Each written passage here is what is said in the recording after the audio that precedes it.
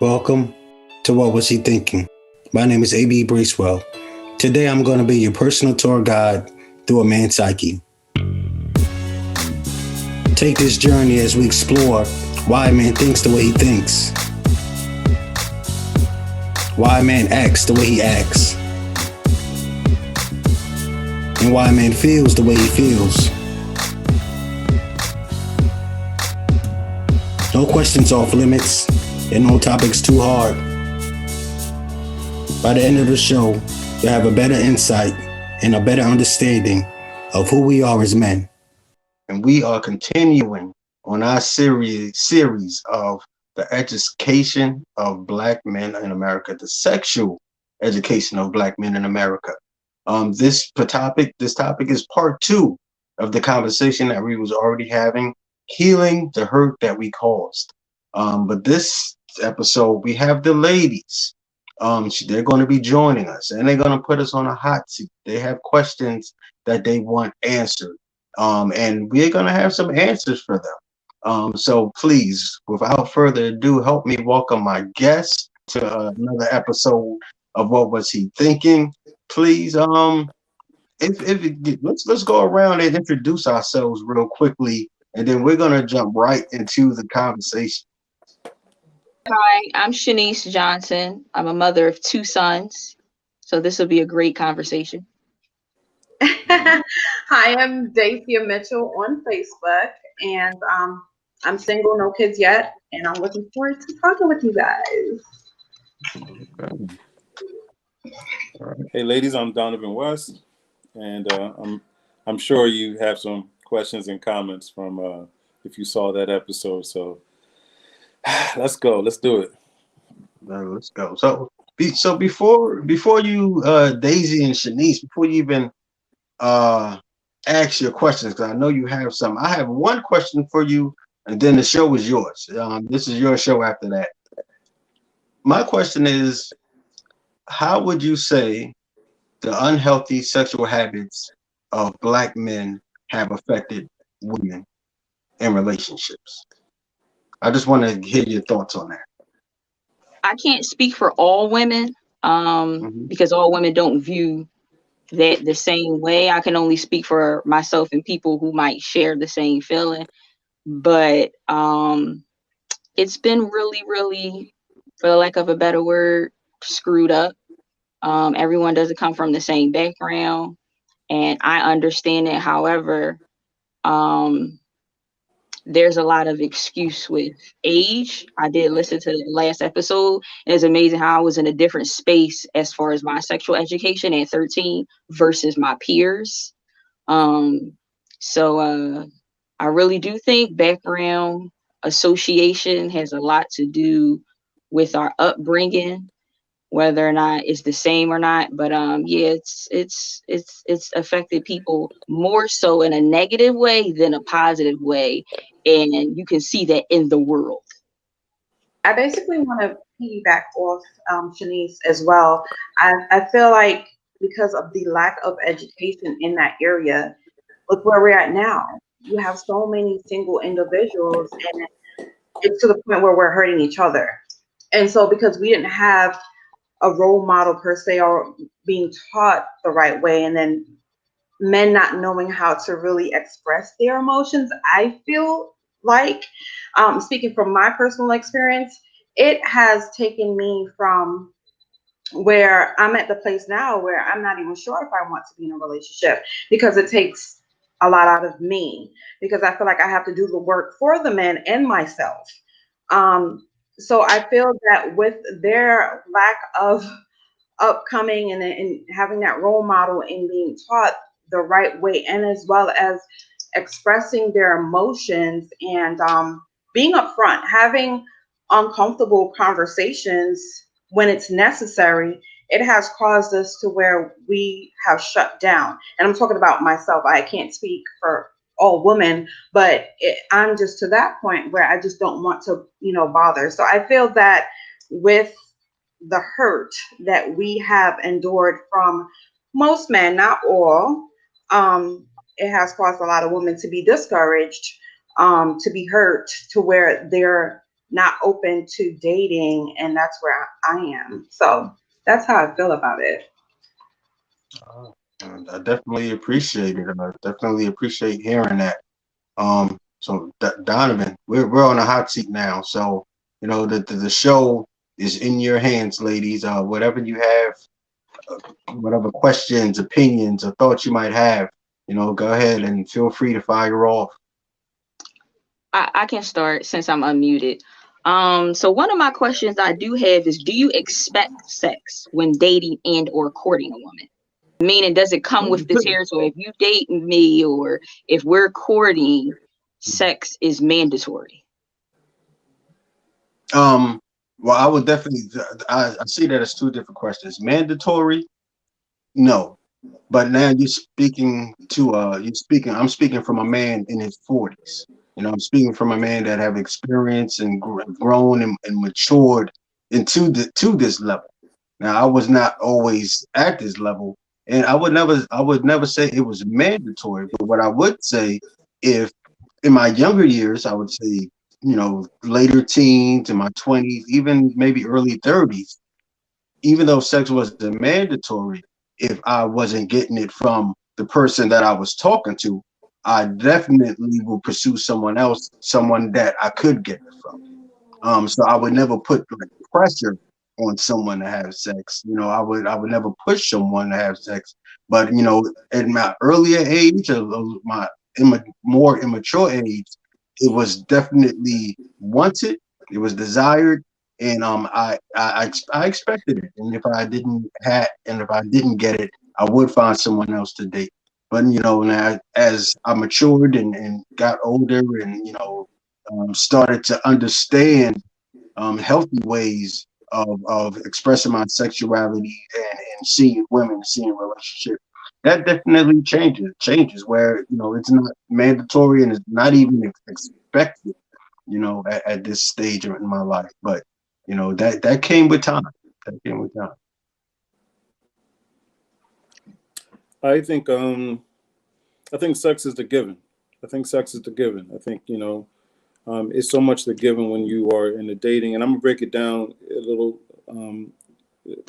How you served it up, I'm gonna break it down the same way. So you said dating, courting. Well, they're two different things. Okay, so dating is really the act of getting to know you. During that stage, I don't think that sex should be expected, but I do think that in such a society where sex is so much, it's just everywhere in terms of our thoughts, what is presented or whatever. I think that is something that definitely is it's a possible. In the courting stage, obviously, when you are now moving beyond just a casual kind of let's get together, blah blah blah, to being more intentional about being together, I think that the potential for sex is actually higher. But I think in both situations, it's actually the given because of the way that society has kind of created that kind of sexual metabolism that does exist in our society.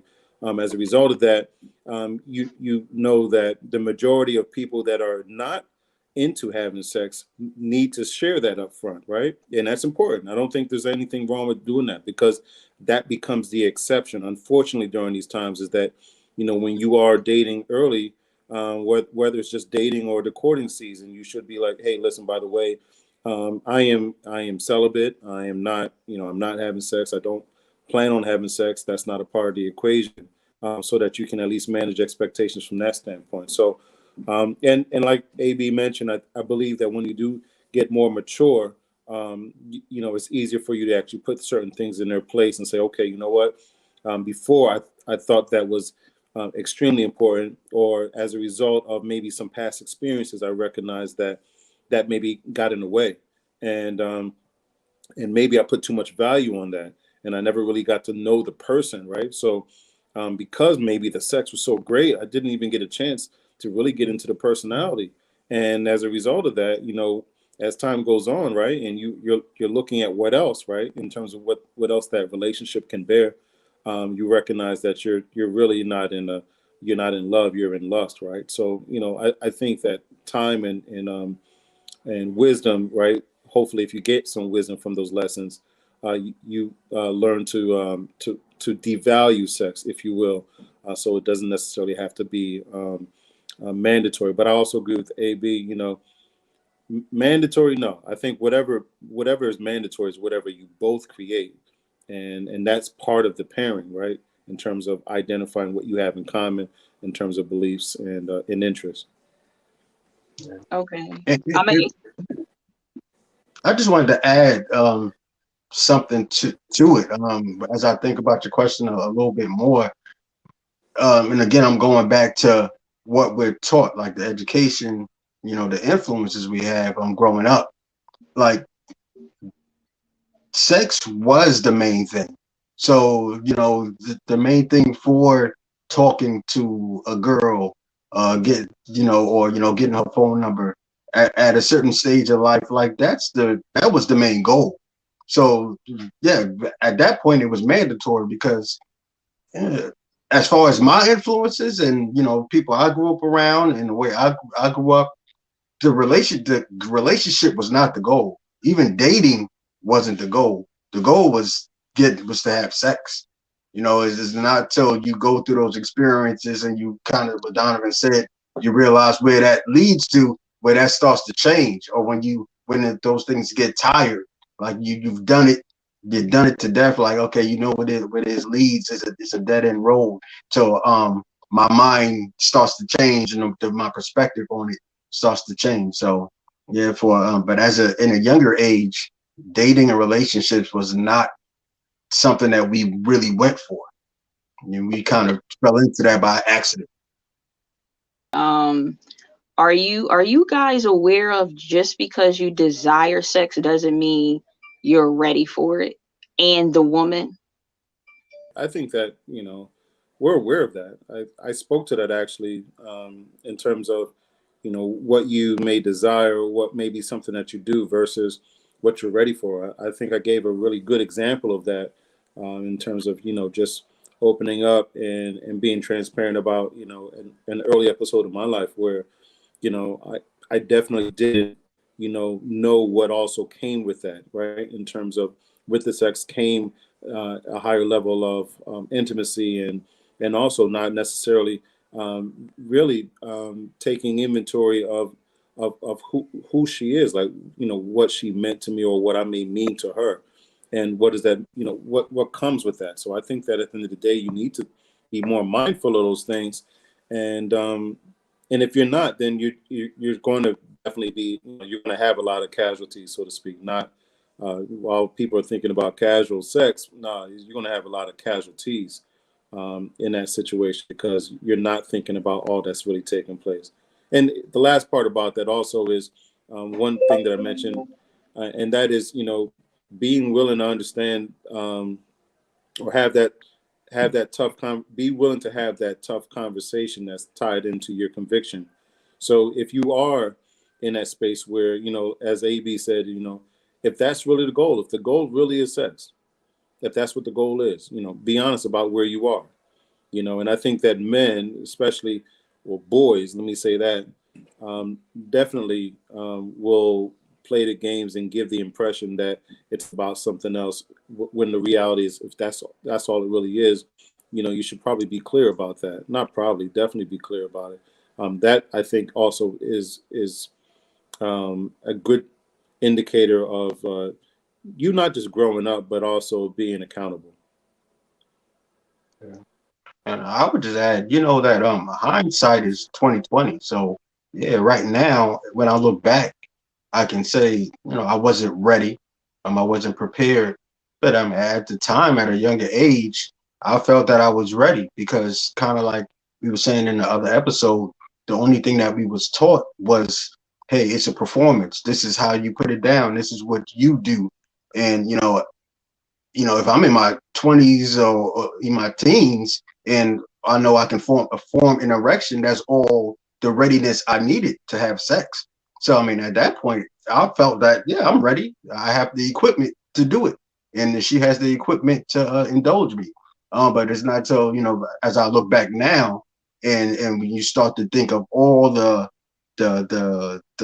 things that come with sex, you know, all of the, you know, the repercussions or the effects, the way you can hurt someone, or the way people get attached when you sit back and say, okay, I wasn't ready, or now I'm ready and I know how to handle my sexuality. But at a time that I'm speaking about, when I was receiving that miseducation, I thought I was ready. I didn't look at myself like, oh, I'm not ready for this, because I had everything that they said you needed to have sex, and that was that.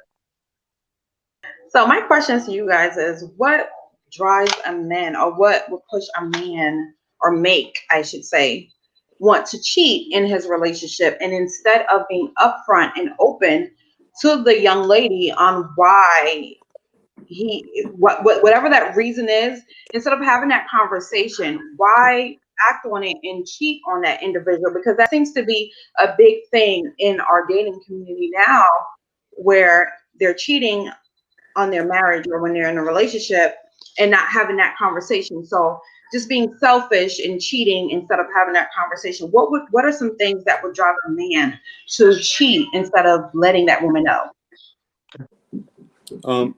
Number one, you kind of answered a piece of it, being selfish, um, cheating is about a couple of things. I mean, first thing, before you even cheated, you're in a relationship you shouldn't be in. That's zero. That's not even one, right? Zero is you're in a relationship you shouldn't be in. Why are you in that relationship? AB mentioned it a little earlier. You end up in the relationship. It's not what you actually pursued.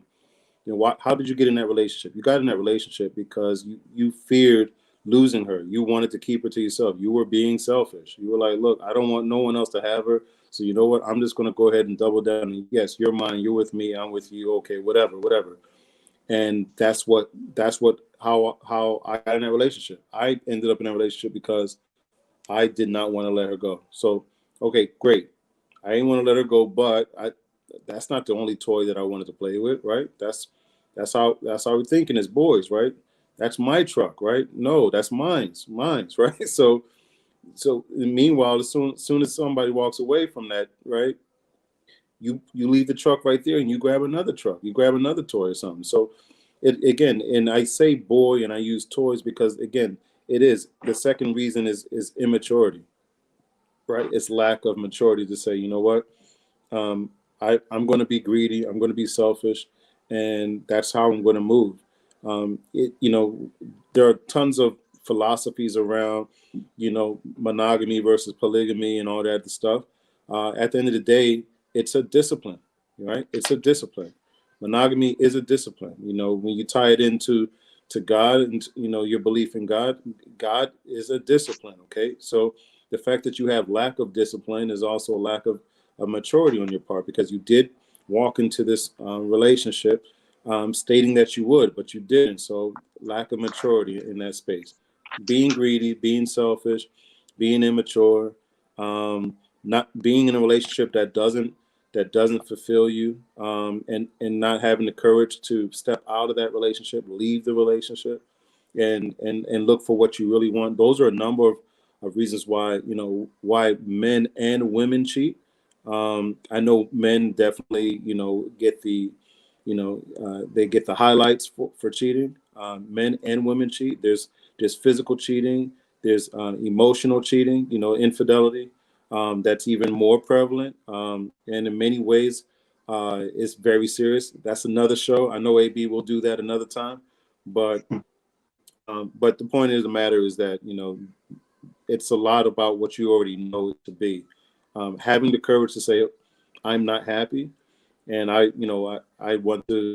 we need to do something about this relationship in terms of fixing it, or just saying I'm not happy and literally leaving the relationship. Whether it is a matter of like convenience, or fear of losing that person, and wanting to do something to self-medicate that's wrong. That's ultimately going to hurt or harm the woman you're in a relationship with. Those are things that are not often really taken into given the true value when a man is making that decision. But those are a couple of things that come to mind. Yeah, I think Donovan summed it up well. The only thing I would kind of repeat, I think the root of it all cheating, it has to be selfishness. That's the root of it. But with selfishness comes a lot of other branches, a lot of other hands that causes us to do stuff. But if we're just talking about like the sexual education of Black men and what makes cheating maybe so normalized or accepted, is because when we're young, or as we learn about sex, like promiscuity with men is not really frowned upon. It's almost just championed. We spoke about that in last episode. The more women that you have is championed. So we're not really taught to restrain. We're not really taught that type of self-discipline sexually. It takes the discipline, and it takes the influence. It takes someone to pull his collar and really teach him, like, hey, that's not the right thing to do. So I was sitting here, I'm just listening, and I'm actually learning that my world is so much different from you guys, because my sex education came from my parents, and it's just different. So as far as the last question I asked about expecting sex, I asked because when I was younger, the only reason I even started having sex is because I felt like it was the only way I could keep a man. Not because I actually wanted to have sex with him. And I was a teenager when I first started having sex. So I felt like, well, this is not something I really want to do. I prefer to get married. But, the way of the world says, if you want to be in a relationship and keep this guy that you really like, you have to offer him your body to keep him around. So I feel like there's a lot of women who are doing that, and they're grown. They're not teenagers. They feel like, I really love this guy.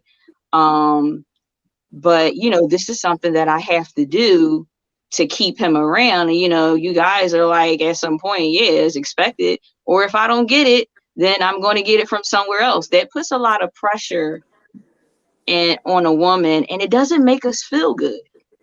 We don't want to feel like, that's not what we want you guys to feel like as it relates to us. And the whole age thing, whether you're younger or older, it really doesn't matter. That's just not what we want. Now, part of the reason why I'm actually single is because of that reason. Like, me liking you doesn't mean I want to have sex with you. It doesn't mean I'm ready to have sex with you either. Me loving you doesn't mean I'm even attracted to you. Like, those are two separate things. And I'm a very candid person. And we talk about having a conversation. We can have a conversation, but are you really ready for the conversation? Putting your ego aside. So, it's just really speaking on the women who feel that way, who feel like they have to have sex with a guy to keep the guy that they like, or speaking for a woman who, we talked a little bit about it being transactional. That's definitely something because I take myself out. Like Donovan said, he dates himself. I do too, because I don't want to feel like if a man pay for my meal, that I gotta sleep with him. I just want to eat. I just want to have a good time, talk, and it not be about you getting any aspect of my body. So, it sounds like y'all pretty much answered most of my questions, but I would say, don't assume anything. Don't assume that if a woman has sex with you, it's because she's tingling on the inside. Yeah, I'm just saying. I just thought that was. To that? Yeah. Yeah, I think it's important that, one of the things I said earlier also is that nothing's mandatory, but you have to create what your reality is in your relationship or whoever you're dating. You have to manage those expectations. So I do think that at the end of the day, that a lot of what we do is I'll give it to you like this. Like, you ever been wine tasting before? You ever been wine No. tasting before? Okay, so wine tasting, what you do is you get a little sample of the wine. And what you do is you let it breathe, you let it get some air, and then you swig it around like this in the glass. And you take a sip of it, and you may say to yourself when you have that wine, I don't like that. That was a negative experience. You didn't like that wine. But here comes now this next bottle that you want to try out. What you have to do is you have to wash your mouth out. You got to wash your mouth out with some water so that you don't have any of the leftover taste, right, from the prior wine that you just tasted prior to getting that. And that's how we are with relationships. We actually forget to take a swig of that water, to wash out our mouths from the last taste of that last relationship that we had. And so that last experience or multiple experiences, what happens is whatever we taste next is still going to be nasty, because we tend to project those negative experiences and things of the nature into that next conversation, that next relationship, as opposed to giving it truly the clean start that it needs. And so when you're in that conversation, don't make the assumption that because he's a man that he may also want that experience in terms of sexually, but really have that conversation about, and whether it is asking open-ended questions, whether it is like getting a sense of like where their head is at, in terms of, what they tend to talk about more than not, and get into that space, because I do believe at the end of the day that there are tons of men out there that are okay with like some conversation, that are okay with, if we have some interaction that doesn't involve sex. But I do think that, to some extent, the other part of what we're saying, right, is that there are men that also feel the pressure and are also not acting on the pressure. So the very same thing you said, the next time a woman, she is having sex, don't feel like, oh, she's all tingling inside. There are men that are also functioning in that same space that are like having sex because, well, this is the thing they're supposed to do. So I'm saying there's a connection there that you missed that I wanted to circle back to and say, it actually can be two people that if they didn't take a moment to clean out their palate and to give each other a fresh start, right? They both could actually be functioning with the same kind of routine based off of external pressures and influences. And so I hope you receive that in the spirit in which I intended, because the work that I do, like now as a single man, someone say, hey, you want to, are you dating? I'm in the healing season. I just did something on my show the other day on literally the healing season, right? And that is a season where I literally, I clean my palate, right? I have to clean my palate. I have to do the work and make sure that as I am engaging in conversation, or like you said, we get hungry too. We would love to have a dinner across the table from a nice woman and having some dialogue and whatever, and just to know that we can have the conversation, interact or whatever, and it doesn't have to go down that route, But the point of the matter, I think, is if anything, we should understand that we both are actually casualties, if you will, right, of these strong external forces around how we're supposed to operate. And if we both have the wherewithal mentally, spiritually, to be able to move differently than that, that's good for us. Now, as we identify other people of like-minded spirit that we may want to interact with, network with, whatever, that we give them the proper opportunity also to show themselves, because there are predators on both sides of the fence, if you will. Let me thank you, Daisy. Let me thank you, Shanice. Of course, let me thank you, Donovan, for being a part of the show once again. I appreciate your input. I appreciate all your wisdom, your insight on this topic. I'm A.B. Bracewell from What Was He Thinking, as we speak about the sexual education of Black men in America. Have a great night.